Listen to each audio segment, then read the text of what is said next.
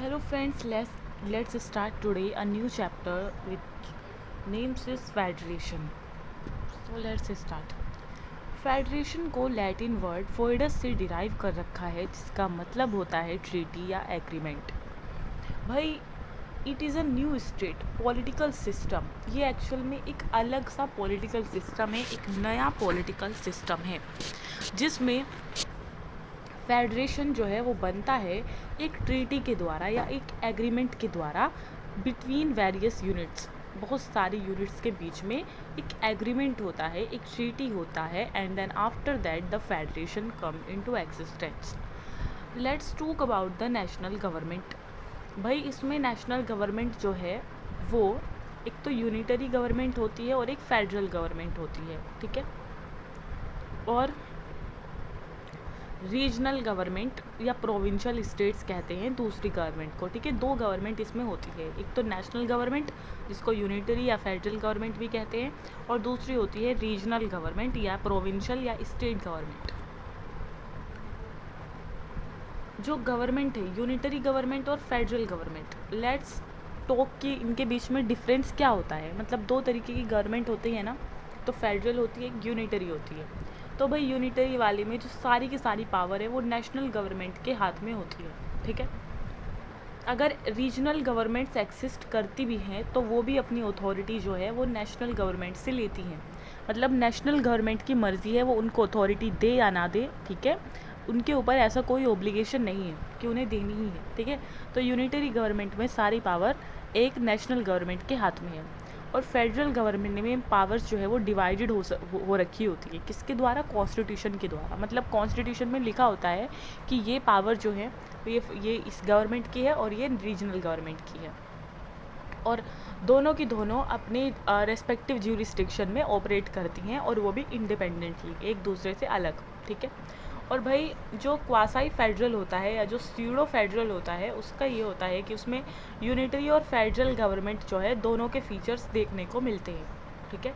और उसमें जो है सेंट्रल इन्फ्लुएंस ज़्यादा होता है और स्टेट का इन्फ्लुएंस कम होता है, ठीक है। अब फिर से देखते हैं कि कौन यूनिटरी गवर्नमेंट है और कौन फेडरल गवर्नमेंट है। तो भाई फेडरल गवर्नमेंट हमारे यूएस, ऑस्ट्रेलिया, स्विट्ज़रलैंड फेडरल है, और ब्रिटेन, फ्रांस, चाइना और इंडिया ये यूनिटरी गवर्नमेंट है ब्रिटेन, फ्रांस और चाइना, ठीक है। इनमें सिर्फ सेंट्रल गवर्नमेंट की चलती है, सारी रीजनल गवर्नमेंट की उतनी नहीं चलती। और क्वासाई फेडरल है हमारा इंडिया, यानी आधा फेडरल और आधा नॉन फेडरल, दोनों फीचर्स देखने को मिलते हैं। अब हम कंपेयर करने वाले हैं दोनों के फीचर्स को कि एक्चुअल में दोनों में होता क्या है।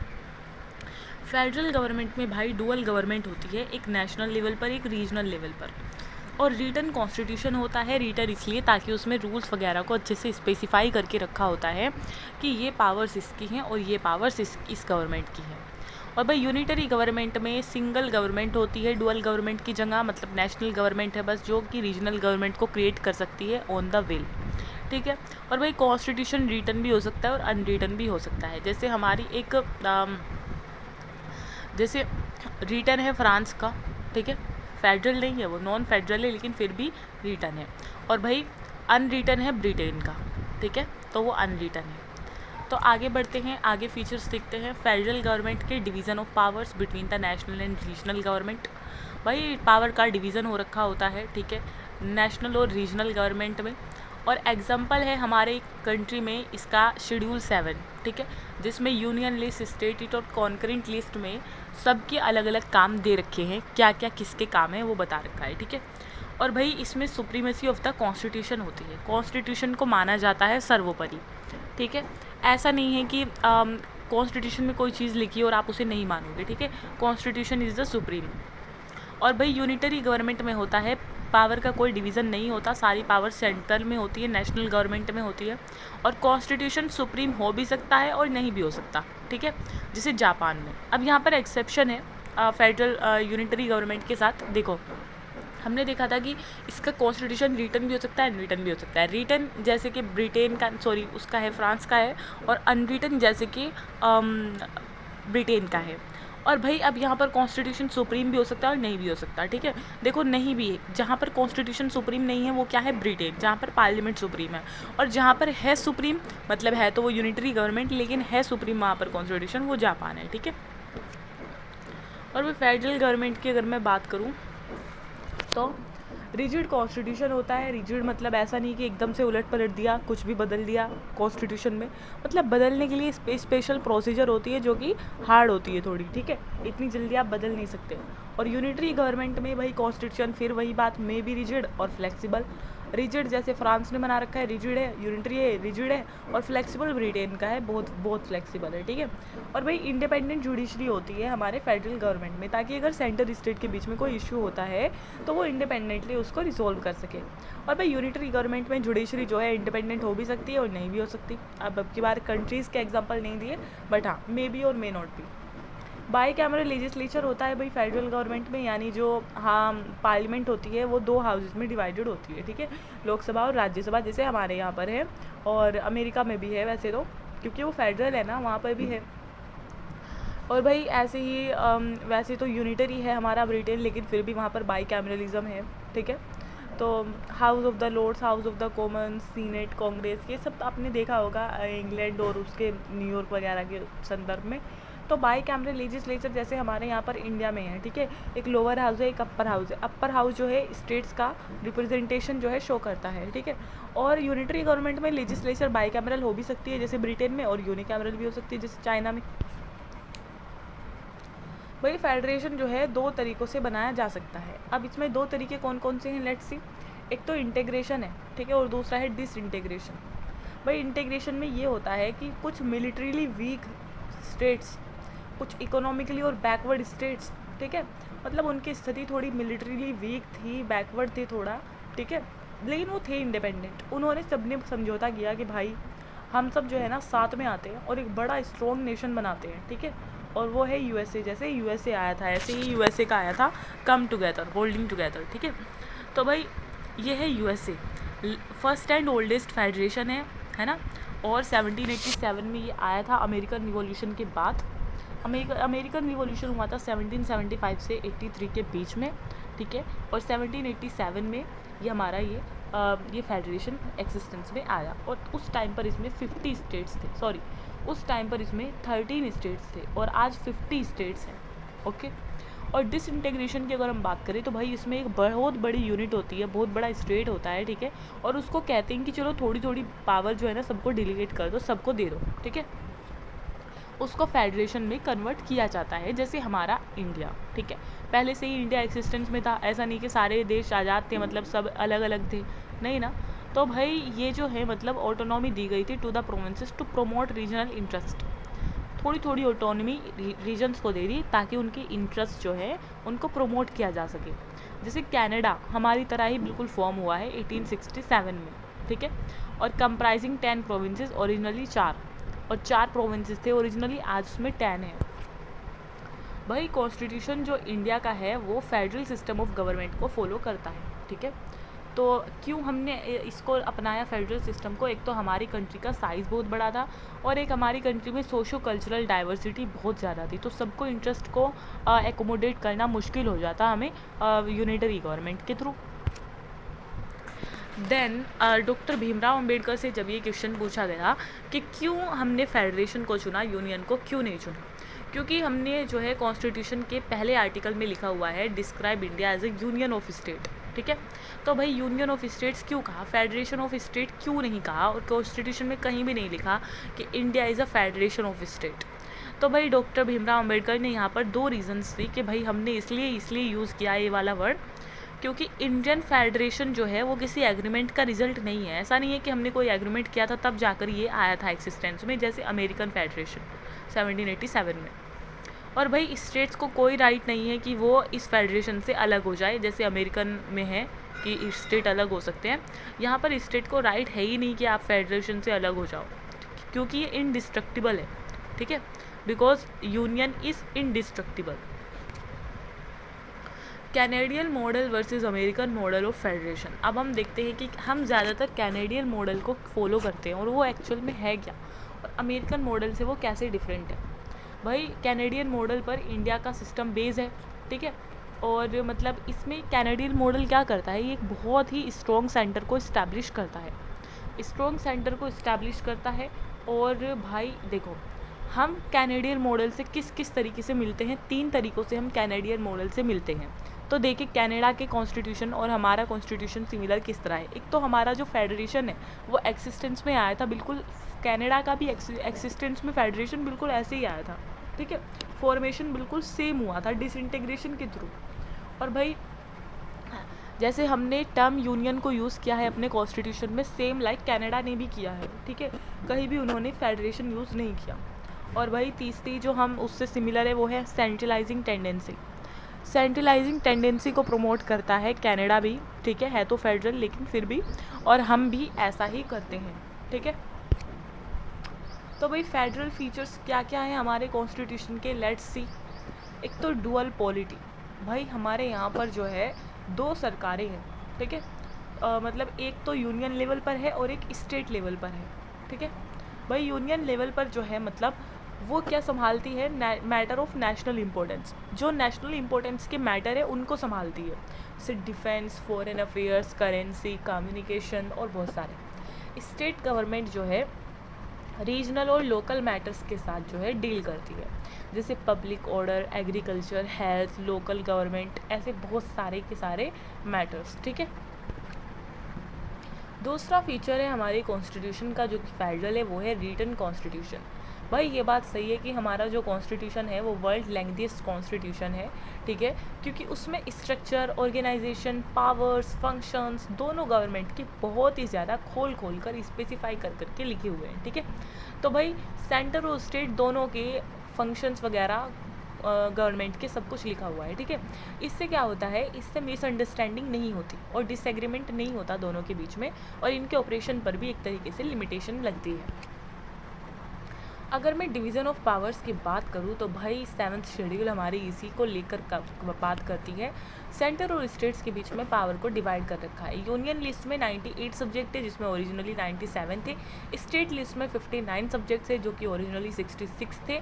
इंदिरा गांधी जी ने कुछ सब्जेक्ट्स जो है स्टेट लिस्ट के उठा के कॉन्करेंट लिस्ट में डाल दिए थे, ठीक है। इसलिए कॉन्करेंट लिस्ट में ओरिजिनली 47 सब्जेक्ट्स थे लेकिन 52 सब्जेक्ट्स है अब।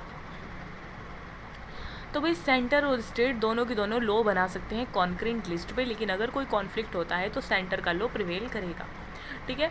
और जो रेसिडरी सब्जेक्ट्स है जो कि मेंशन ही नहीं है तीनों में से किसी भी लिस्ट में, वो सेंटर को दे रखे हैं, ठीक है। किसको दे रखे हैं, सेंटर को दे रखे हैं। Let's C fourth, supremacy of the constitution. भाई हमारे कॉन्स्टिट्यूशन में जो है ना, कॉन्स्टिट्यूशन को supreme highest law of the land बोला है, ठीक है। और ये जो हमें पता चलता है वो एक तो इस चीज़ से पता चलता है कि जुडिशियल रिव्यू जो कि आर्टिकल 13 में दे रखा है कि भाई जो लॉज इनेक्ट करेगा सेंटर या स्टेट, ठीक है, तो उसको जो है कंफर्म होना चाहिए प्रोविजंस ऑफ द कॉन्स्टिट्यूशन के साथ, ठीक है। प्रोविजंस जो हैं कॉन्स्टिट्यूशन के उनके साथ कन्फर्मेशन बैठनी चाहिए जो भी लॉज बनाते हैं कोई भी सेंटर या स्टेट, नहीं तो उसको इनवैलिड कर दिया जाएगा सुप्रीम कोर्ट और हाई कोर्ट के द्वारा, ठीक है। और भाई जो मतलब ऑर्गन्स ऑफ द गवर्नमेंट के ऊपर चेक रखता है क्या, कॉन्स्टिट्यूशन बहुत ज़्यादा, क्योंकि पावर्स स्पेसिफाई कर रखी है हर एक ऑर्गन की, लेजिस्लेटिव की, एग्जीक्यूटिव की, जुडिशरी की, एट बोथ द लेवल्स, दोनों लेवल्स पर, ठीक है। 5वां है रिजिड कॉन्स्टिट्यूशन। तो भाई हमारा जो कॉन्स्टिट्यूशन है वो रिजिड है क्योंकि उसको जो है अमेंड करना इतना आसान नहीं है, बहुत ही अच्छी प्रोसीजर जो है फॉलो करनी पड़ती है, ठीक है। तो मतलब rigid division of powers and supremacy of the constitution. Federal structure जो है, ठीक है, federal structure, centre state relation and judicial organisation. देखो भाई जो फेडरल स्ट्रक्चर हमारे कॉन्स्टिट्यूशन में दे रखा है, ठीक है, वो हम खाली जो सेंटर की गवर्नमेंट है वो सिर्फ खुद ही उसमें चेंज नहीं कर सकती है, ठीक है। जॉइंट एक्शन लगेगा सेंटर और स्टेट का, अगर दोनों की सहमति होगी तभी जाकर फेडरल स्ट्रक्चर चेंज हो सकता है, ठीक है। और इसमें जो है क्या लगेगा, स्पेशल मेजॉरिटी लगेगी पार्लियामेंट की और half of the state legislature का अप्रूवल लगेगा, ठीक है। Half of the state legislatures का अप्रूवल लगेगा, स्पेशल मेजोरिटी लगेगी। ये नहीं कि खाली सेंट्रल गवर्नमेंट ने कर दिया अमेंड फेडरल स्ट्रक्चर को हमारे कॉन्स्टिट्यूशन के, नहीं। और ये बेसिक स्ट्रक्चर में भी आता है।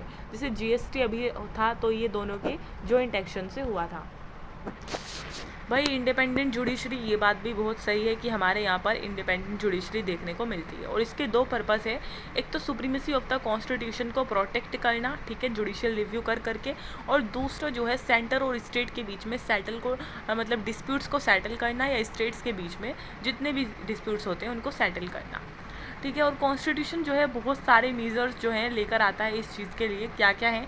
एक तो independence of the judiciary, security of tenure to जजेस, मतलब टेन्यूर की बहुत सिक्योरिटी होती है जजेस के पास, fix service condition and so on. 7th feature है बाई कैमरलिज्म। भाई हमारा जो मतलब हाउस है, मतलब हमारी जो पार्लियामेंट है वो दो हाउसेस में डिवाइडेड है, लोअर हाउस और अपर हाउस, ठीक है।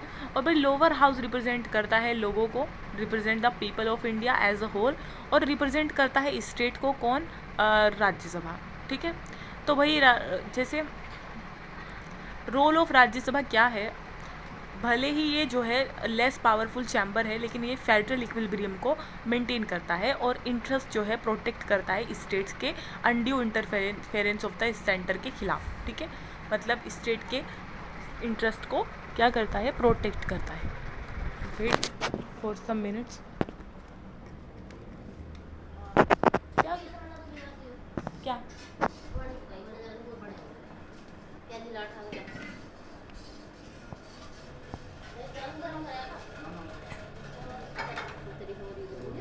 दे दो इसमें से।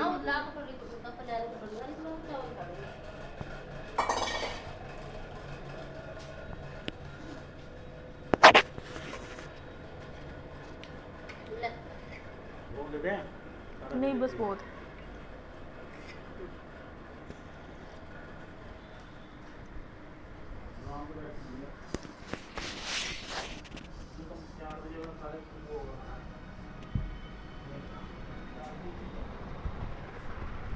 तो भाई हम बात कर रहे थे बाईकैमरलिज्म की, कि एक तो ये जो राज्यसभा होती है ये फेडरल इक्विलिब्रियम को मेंटेन रखती है, और इंटरेस्ट जो है स्टेट्स के उनको भी मतलब प्रोटेक्ट करती है, और सेंटर को कोई भी उल्टी सीधी चीज़ नहीं करने देती। ओके, जो यूनिटरी फीचर्स है कॉन्स्टिट्यूशन का वो देखते हैं।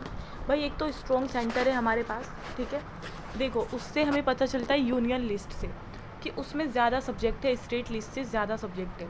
और सबसे पहली बात तो ज़्यादा सब्जेक्ट है, और जो इंपॉर्टेंट सब्जेक्ट्स है जैसे डिफेंस, करेंसी, रेलवे वगैरह वो सब जो है यूनियन लिस्ट में डाल रखे हैं। और फिर सेंटर के पास कॉन्करेंट लिस्ट में ओवरराइडिंग अथॉरिटी है कि अगर कॉन्करेंट लिस्ट में दोनों ने लॉ बनाया है तो सेंटर का लॉ प्रिवेल करेगा अगर कोई कॉन्फ्लिक्ट होता है तो। और रेसिडरी पावर जो है वो सेंटर के पास है, ठीक है। और वैसे यूएसए में जो है ना स्टेट्स के पास होती है। और स्टेट्स जो है not indestructible, states not indestructible, ठीक है। यानी पार्लियामेंट का बस चले तो सारे स्टेट्स को मिलाकर एक स्टेट बना दे, या सारों को मिलाकर बहुत सारे स्टेट्स बना दे, ठीक है। तो स्टेट्स का कोई मतलब टेरिटोरियल इंटेग्रिटी की कोई गारंटी नहीं ले रखी है पार्लियामेंट ने, तो वो कुछ भी कर सकती है, ठीक है। कॉन्स्टिट्यूशन में भी ऐसा नहीं है, लेकिन ऐसा यूएस में नहीं है, वहाँ पर आप कुछ नहीं कर सकते बाउंड्रीज़ के साथ स्टेट की, ठीक है। और पार्लियामेंट में तो आप यूनिलैटरली चेंज कर सकते हो सारा एरिया, बाउंड्री, नेम वगैरह सब कुछ, और भी सिंपल मेजॉरिटी से, ठीक है। इंडियन फेडरेशन एक्चुअल में कहा जाता है indestructible union of destructible states, और अमेरिकन फेडरेशन है indestructible union of indestructible states. और भाई सिंगल कॉन्स्टिट्यूशन है सबसे पहली बात, क्योंकि डबल कॉन्स्टिट्यूशन नहीं दिया कि स्टेट्स का अलग और इसका अलग, ठीक है। तो भाई फेडरेशन में जो क्या होता है, जैसे यूएसए में है तो स्टेट्स को भी राइट होता है कि वो अपना खुद का कॉन्स्टिट्यूशन फ्रेम कर सके, लेकिन इंडिया में ऐसी कोई पावर नहीं दे रखी है। और भाई फ्लेक्सिबिलिटी ऑफ द कॉन्स्टिट्यूशन, ये बात भी सही है। देखो रिजिडिटी मैंने बढ़ाया था पिछली बार, लेकिन फ्लेक्सिबिलिटी भी तो है। देखो बहुत सारे जो प्रोविज़न है वो बिना स्टेट लेजिस्लेचर्स की वो मतलब अप्रूवल के कर किए जा सकते हैं, ठीक है। कॉन्स्टिट्यूशनल अमेंडमेंट जो है लेस रिजिड है दूसरी फेडरेशन के मुकाबले में। मेजोरिटी पार्ट जो है कॉन्स्टिट्यूशन का वो यूनिलैटरली पार्लियामेंट चेंज कर सकती है बाय सिंपल मेजोरिटी और स्पेशल मेजोरिटी, ठीक है। और भाई अमेंडमेंट को इनिशिएट करने की पावर जो है वो सिर्फ सेंटर के पास है, मतलब स्टेट के पास वो है ही नहीं, जबकि यूएसए में स्टेट भी अमेंडमेंट्स को प्रपोज कर सकते हैं। और स्टेट रिप्रेजेंटेशन की कोई इक्वालिटी नहीं है, सिमेट्रिकल रिप्रेजेंटेशन है ही नहीं, असिमेट्रिकल है, पॉपुलेशन के बेसिस पर दे रखा है, ठीक है।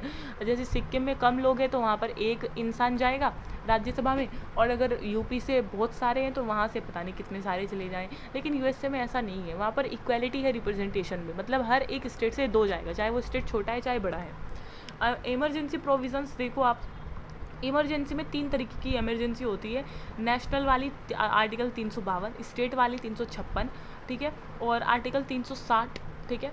तो भाई मतलब ये फाइनेंशियल वाली है। तो इसमें क्या होता है, सेंट्रल गवर्नमेंट जो है वो पूरी पावरफुल बन जाती है और फेडरल स्ट्रक्चर को 2 मिनट में यूनिटरी वाला बना देती है, और जिससे जैसे कि कोई फॉर्मल अमेंडमेंट भी नहीं किया जाता इस चीज़ को लेकर। लेकिन ये कहते हैं कि ये तो भाई एक्सेप्शनल है, ये तो सर्कमस्टांस के ऊपर निर्भर करता है। फिर है सिंगल सिटीजनशिप।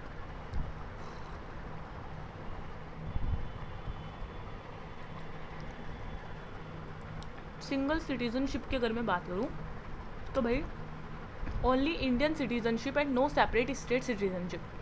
ऐसा नहीं है कि स्टेट के सिटीज़न हम अलग हैं और सेंटर के अलग हैं, बस एक ही सिटीजनशिप चलेगी, जबकि ऐसा अमेरिका में नहीं है, वहाँ पर डुअल सिटीजनशिप चलती है, ठीक है।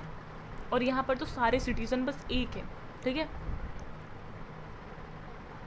तो भाई स्विट्ज़रलैंड में भी डुअल सिटीजनशिप है, ऑस्ट्रेलिया में भी। और 8th है इंटीग्रेटेड जुडिशरी, मतलब सुप्रीम कोर्ट जो है वो टॉप पर बैठा है और सारे स्टेट हाई कोर्ट्स उसके नीचे है, और ये सारे इंटीग्रेटेड है, मतलब एपीलेट सिस्टम के थ्रू इंटीग्रेटेड है। तो सिंगल सिस्टम ऑफ कोर्ट्स है जो कि सेंट्रल लॉज और स्टेट लॉज दोनों को इन्फोर्स कराते हैं, ठीक है।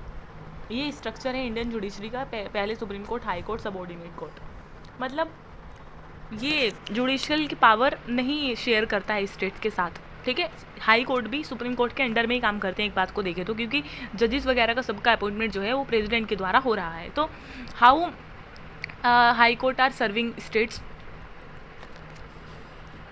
All India services. और ये तो मतलब एक तरीके से है ही कि ये सेंटर के लिए काम करते हैं, इसके जो ऑफिसर्स होते हैं ऑल इंडिया सर्विसेज के, ठीक है। जबकि यूएस में जो है ना फेडरल और स्टेट गवर्नमेंट्स के पास सेपरेट पब्लिक सर्विसेज है, इंडिया में भी है, लेकिन ऑल इंडिया सर्विसेज को बस ऐसा बना रखा है, मतलब सेंटर और स्टेट। इंडिया में भी है सेपरेट पब्लिक सर्विसेज, लेकिन all India services IAS, IPS, IPS जो कि 3 है वो कॉमन है सेंटर के लिए भी और स्टेट के लिए भी। जो मेंबर्स हैं वो सेंटर के द्वारा रिक्रूट किए जाते हैं और ट्रेन किए जाते हैं, लेकिन काम वो कहाँ पर करते हैं, स्टेट्स में जाकर करते हैं। और भाई इंटीग्रेटेड ऑडिट मशीनरी, ये बात भी बहुत सही है कि जो सीएजी हैं हमारे इंडिया के, वो सेंट्रल गवर्नमेंट का तो अकाउंट ऑडिट करते ही हैं, स्टेट्स का भी करते हैं, ठीक है। और इनका जो अपॉइंटमेंट और रिमूवल होता है वो प्रेसिडेंट के द्वारा होता है, ठीक है। और कंसल्ट नहीं किया जाता है स्टेट्स को इसमें। तो ऑडिट कौन करवा रहा है, सेंटर करवा रहा है, और ऑडिट का पूरा सेंटर के पास है, ठीक है। जबकि सीएजी जो है उनका कोई रोल नहीं है स्टेट्स के अकाउंट को लेकर, ठीक है। स्टेट्स के अकाउंट्स को लेकर सीएजी अमेरिका के कुछ नहीं कर सकते, सिर्फ सेंटर का कर सकते हैं। Parliament authority over state list, parliament की अथॉरिटी होती है भाई स्टेट लिस्ट के ऊपर। स्टेट्स का मतलब एक तरीके से कह सकते हैं कि states do not have exclusive control if Rajya Sabha passes a resolution to that effect in the national interest, Parliament is empowered. देखो स्टेट का कोई एक्सक्लूसिव कंट्रोल नहीं है, अगर राज्यसभा रिजोल्यूशन पास कर दे नेशनल इंटरेस्ट में कि भाई स्टेट का ये कानून आप बना दो, राज्यसभा जो है रिजोल्यूशन पास कर रही है, ठीक है, कि हमारे स्टेट का ये कानून आप बना दो, ठीक है। तो स्टेट लिस्ट के किसी भी सब्जेक्ट पर पार्लियामेंट जो है फिर वो कानून बना सकती है, ठीक है।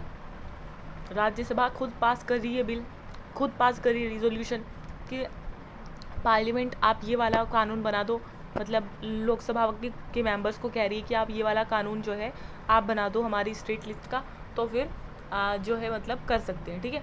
तो लेजिस्लेटिव कॉम्पिटेंस जो है पार्लियामेंट का, अब legislative competence of the parliament can be extended without amending the constitution, और ऐसा हो सकता है विदाउट अमेंडिंग द कॉन्स्टिट्यूशन, ठीक है। फिर है अपॉइंटमेंट ऑफ गवर्नर। भाई जो अब governor head of the state, जो मतलब स्टेट में हेड होते हैं, वो जो अपॉइंट किए जाते हैं प्रेसिडेंट के थ्रू किए जाते हैं और प्लेजर ऑफ द प्रेसिडेंट पर अपना ऑफिस होल्ड करते हैं, ठीक है। और ये एक एजेंट ऑफ द सेंटर की तरह काम करते हैं। अमेरिकन कॉन्स्टिट्यूशन में इलेक्टेड हेड होते हैं स्टेट्स के, ठीक है, लेकिन यहाँ पर नहीं होते, यहाँ पर अपॉइंटेड होते हैं। और फिर इंटीग्रेटेड इलेक्शन मशीनरी, भाई इलेक्शन कमीशन जो है वो सेंटर लेजिस्लेचर के तो कराता ही है, मतलब इलेक्शन स्टेट लेजिस्लेचर के भी कराता है। ठीक है। और इसको बॉडी को जो है प्रेसिडेंट कंट्रोल करते हैं, वही उसको कॉन्स्टिट्यूट करते हैं, और इसमें इस मैटर में स्टेट्स का कुछ कहना नहीं होता, ठीक है। और यूएसए जो है, जबकि यूएसए के पास इलेक्शन कराने के लिए सेपरेट मशीनरी है, ठीक है, स्टेट और फेडरल दोनों लेवल पर। Veto over state bills, governor जो है कभी भी कोई भी किसी भी प्रकार का बिल जो है रिजर्व कर सकते हैं, ठीक है, ये कहते हुए कि भाई ये तो प्रेसिडेंट की कंसिडरेशन के लिए जाएगा, और प्रेसिडेंट इसमें एब्सोल्यूट वीटो को एंजॉय करते हैं, सस्पेंसिव वीटो को तो नहीं करते, ठीक है। एब्सोल्यूट वीटो को एंजॉय करते हैं स्टेट बिल्स के ऊपर, मतलब उनकी मर्जी है वो करे या ना करे, ठीक है, उस पर साइन। यूएसए और ऑस्ट्रेलिया जबकि ऐसा नहीं करते, वहाँ पर स्टेट जो है वो ऑटोनोमस है अपने अपने फील्ड्स में, और ऐसा कोई रिजर्वेशन नहीं रखा है कि आप गवर्नर कुछ ऐसा कर सकते हैं, ठीक है। अब फेडरल सिस्टम का क्रिटिकल इवैल्यूएशन देख लेते हैं कि पॉलिटिकल साइंटिस्ट ने इंडियन फेडरेशन को क्या क्या कहा है, ठीक है। केसी वेरे ने कहा है क्वासाई फेडरल, ठीक है। के संतानम ने कहा है कि दो फैक्टर्स जो हैं यूनाइटरी बायस को बहुत ज़्यादा इन्फ्लुएंस कर रहे हैं हमारे इंडियन कॉन्स्टिट्यूशन में, मतलब टेंडेंसी ऑफ सेंट्रलाइजेशन इन दो फैक्टर से बढ़ गई है। एक तो सेंटर का dominance in the financial sphere, कि मतलब जो स्टेट्स हैं वो पूरी तरह सेंटर के ऊपर फाइनेंशियल असिस्टेंस के लिए मतलब सेंट्रल ग्रांट्स के ऊपर डिपेंड है। और जो दूसरा जो है planning commission, powerful planning commission जो है वो कंट्रोल करती है, वो पूरा प्लान बनाती है स्टेट के लिए भी और इसके लिए भी, ठीक है। तो डेवलपमेंट प्रोसेस जो है स्टेट्स में, ये प्लानिंग कमीशन जो है वो कंट्रोल करती है। के संतानम ने कहा था वो। पॉल एप्पलबाई ने कहा है कि भाई ये जो है एक्सट्रीमली फेडरल है, इंडिया का जो कॉन्स्टिट्यूशन है एक्सट्रीमली फेडरल है। और मॉरिस जोन्स ने कहा है कि बार्गेनिंग फेडरलिज्म है, मतलब फेडरलिज्म के साथ एक तरीके से आप बार्गेनिंग कर रहे हो। सर आइवर जेनिंग्स ने कहा है कि इंडियन कॉन्स्टिट्यूशन जो है वो एक फेडरल है with unique safeguards for enforcing national unity and growth. उन्होंने ऑब्जर्व किया जो इंडियन कॉन्स्टिट्यूशन है वो एक्चुअल में फेडरल है with unique safeguards for enforcing national unity and growth, ठीक है, मतलब ये नेशनल यूनिटी और ग्रोथ को प्रमोट करने के लिए ये फेडरल बनाया गया है, ठीक है। और अलेक्जेंड्रो विक्स ने कहा है कि इंडिया जो है वो एक सुई जेनरिस है, मतलब एक अलग सा ही कैरेक्टर है, यूनिक इन कैरेक्टर है, ठीक है। ग्रैनविले ऑस्टिन ने कहा है कोऑपरेटिव फेडरलिज्म, ठीक है, इन्होंने कहा इसको एक नए काइंड का फेडरेशन, एक नए तरीके का फेडरेशन, और इंडिया स्पेशल नीड्स को मीट करने के लिए, मतलब इंडिया की जो अजीब अजीब ज़रूरतें हैं उनको मीट करने के लिए एक नया ही काइंड का फेडरेशन इंडिया ने बनाया है। कोऑपरेटिव फेडरलिज्म एक्चुअल में ये होता है कोऑपरेटिव फेडरलिज्म जिसमें सेंटर और स्टेट जो है दोनों के बीच में एक ऐसा रिलेशनशिप होता है जहाँ पर दोनों आपस में आते हैं और कॉमन प्रॉब्लम्स को रिजोल्व करते हैं, कोऑपरेट करते हैं एक दूसरे के साथ, ठीक है, वो होता है कोऑपरेटिव फेडरलिज्म, और ग्रैनविले ऑस्टिन ने इसको कहा है। और भाई डॉक्टर भीमराव अंबेडकर कहते हैं कि भाई जो दोनों ही है यूनियन ऑन द स्टेट्स वो कॉन्स्टिट्यूशन ने क्रिएट किए हैं और अपनी अथॉरिटी भी वो कॉन्स्टिट्यूशन से ही लेते हैं, ठीक है। लेकिन फिर भी कॉन्स्टिट्यूशन ने ऐसा कोई टाइट मोल्ड नहीं रखा है फेडरलिज्म का, और ये कुड भी both unitary as well as federal, मतलब जैसी जैसी रिक्वायरमेंट होगी टाइम की और सर्कमस्टांसिस की वैसे वैसे हमारा जो कॉन्स्टिट्यूशन है वो फेडरल और यूनिटरी बन जाता है, ठीक है।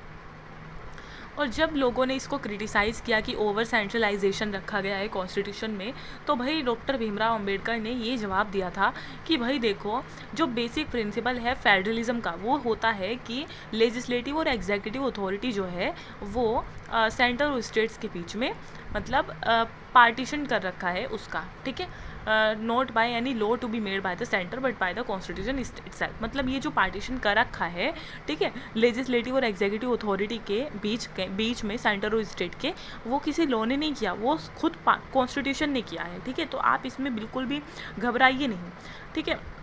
और आप क्या कह रही हैं कि स्टेट जो है वो सेंटर के ऊपर डिपेंड है, ऐसा कुछ भी नहीं है, ठीक है, वो कभी डिपेंड है ही नहीं। और स्टेट और द सेंटर जो है ना वो कोइक्वल है इन दिस मैटर, इस मैटर में कोइक्वल है, ठीक है। और ये बहुत ही मतलब देखना बहुत ही डिफ़िकल्ट है कि कैसे ये जो कॉन्स्टिट्यूशन है हमारा वो सेंट्रलिज्म कहा जा सकता है, इसलिए इसको ऐसा कहना बहुत ही गलत है, ठीक है। ये कहना गलत है कि स्टेट्स को जो है सेंटर के अंडर में रखा गया है। सेंटर कभी भी अपनी खुद की विल से मतलब इसको पास नहीं कर सकता है, पार्टीशन जो है बाउंड्री का उसको पास नहीं कर सकता है, और जुडिशरी भी नहीं कर सकती है। सर बोमई केस ने कहा था कि देखो सर बोमई केस तो एक्चुअल में चले गए थे कहाँ पर, कोर्ट में चले गए थे जो, ठीक है, SR बोमई केस हुआ था तो वो कोर्ट में चले गए थे गवर्नर के डिसीज़न के ख़िलाफ़, ठीक है। और उन्होंने कहा था कि गवर्नर जब चाहें तब प्रेसिडेंट रूल लगा रहे हैं, ऐसा कैसे हो सकता है, ठीक है। और पहले वो कर्नाटका हाई कोर्ट गए, फिर उन्होंने जब उनकी जो रिट पिटिशन थी उसको कर दिया डिसमिस, फिर वो सुप्रीम कोर्ट गए, ठीक है, which dismiss his writ petition, then he move the supreme court. तो भाई ऐसी रूलिंग सुप्रीम कोर्ट की क्या रूलिंग आई थी बोमई केस में। सुप्रीम कोर्ट ने कहा था कि कॉन्स्टिट्यूशन फेडरल है और फेडरलिज्म इसका बेसिक फीचर है, ठीक है। 1994 में हुआ था ये केस। और सुप्रीम कोर्ट ने ये भी कहा कि जो स्कीम है कॉन्स्टिट्यूशन के अंडर में कि ग्रेटर पावर जो है वो सेंटर को दी गई है और स्टेट जो है मतलब देखो भाई कॉन्स्टिट्यूशन मतलब सुप्रीम कोर्ट ने ये कहा था कि भाई ऐसा नहीं है कि ज़्यादा पावर मतलब स्टेट इसको कॉन्स्टिट्यूशन के कह रहा है कि ज़्यादा पावर ऐसा नहीं कि सेंटर को दी गई है। और इसका मतलब ये भी नहीं है कि जो सेंटर है सेंटर का एक अपेंडेज है, एक तरीके से बोझ है स्टेट्स, ठीक है। और स्टेट जो है अपना खुद का कॉन्स्टिट्यूशनल एक्सटेंस रखते हैं इंडिपेंडेंट, और वो कोई सैटेलाइट या एजेंट नहीं है सेंटर के, ठीक है। और स्टेट्स जो है वो सुप्रीम है अपने अपने स्फीयर में, ये कहा था। और एमरजेंसी जो है वो फेडरलिज्म के लिए डिस्ट्रक्टिव नहीं है।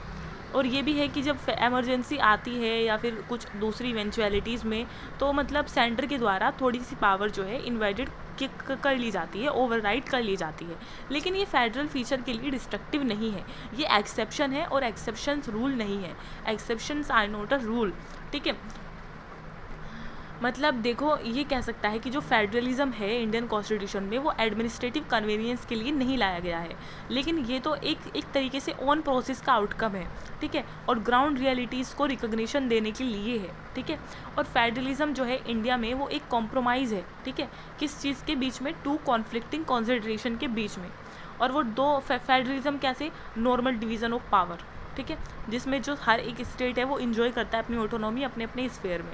और need for national integrity and a strong union government under exceptional circumstances, मतलब नेशनल इंटेग्रिटी की और स्ट्रॉन्ग यूनियन गवर्नमेंट की ज़रूरत होती है कभी कभी, ठीक है। और भाई इंडियन पॉलिटिकल सिस्टम में मतलब फेडरलिज्म में, फेडरल स्पिरिट में जो आजकल काम हो रखे हैं, जो मतलब ट्रेंड चल रहे हैं, वो ये है। देखो हमें कैसे पता चलता है कि फेडरेशन है, फेडरेशन एक्सिस्टेंस में है इंडिया में, तो ये सब काम होते हैं ना। देखो टेरिटोरियल डिस्प्यूट होते रहते हैं स्टेट्स के बीच में, जैसे महाराष्ट्र और कर्नाटक के बीच में है बेलगाम के लेकर, है ना। महाराष्ट्र कहता है बेलगाम हमारा है, कर्नाटक का कहता है हमारा है ना। और जो है रिवर वाटर के ऊपर डिस्प्यूट होते रहते हैं, जैसे कर्नाटक और तमिलनाडु के बीच में है कावेरी वाटर को लेकर। और रीजनल पार्टीज़ का जो एमरजेंस देखने को मिला है हमारे पास आंध्रा में और तमिलनाडु में, वो भी एक तरीके से क्या है? Manifestation of the federal system in India. और जो क्रिएशन आ रहे हैं नए नए स्टेट्स के to fulfil the regional aspiration, भाई हमारे यहाँ पर तो जो क्रिएशन हो रखा है स्टेट्स का वही रीजनल एस्पिरेशन के ऊपर हो रखा है, जैसे मिजोरम और झारखंड का हुआ था, ठीक है। और भाई डिमांड करते रहते हैं स्टेट्स, और ज़्यादा हमें फाइनेंशियल ग्रांट चाहिए सेंटर से, और ज़्यादा चाहिए, ठीक है। और भाई स्टेट जो है वो अपनी ऑटोनॉमी को असर्ट करते हैं, ठीक है। और इस सेंटर को कहते हैं कि आप थोड़ा दूर रहिए हमारे इंटरनल मैटर से। वो रेसिस्टेंस दिखाते हैं कि हमें कोई इंटरफेरेंस नहीं चाहिए सेंटर की तरफ से, है ना। सुप्रीम कोर्ट का जो इम्पोजिशन है बहुत सारे प्रोसीजरल लिमिटेशन को लेकर on the use of article 356, supreme court imposition of several procedural limitations, supreme court ने बहुत सारे इम्पोजिशन लगाए हैं, बहुत सारे लिमिटेशंस लगाए हैं इस चीज़ के ऊपर आर्टिकल 356 के यूज़ को लेकर, ठीक है। और जैसे एसआर बोमई केस में 9 मेंबर बेंच जो थी सुप्रीम कोर्ट की, उसने ये कहा था कि आर्टिकल 356 जो है प्रेसिडेंट रूल को मतलब जो इम्पोज करता है विद स्ट्रिंजेंट कंडीशंस, कुछ कंडीशंस के साथ जो है उसको लाना चाहिए, ठीक है। कुछ कंडीशंस के साथ जो है वो रूल जो है इम्पोज किया जाना चाहिए, ये एसआर बोमई केस में कहा था। And that was all, thank you so much.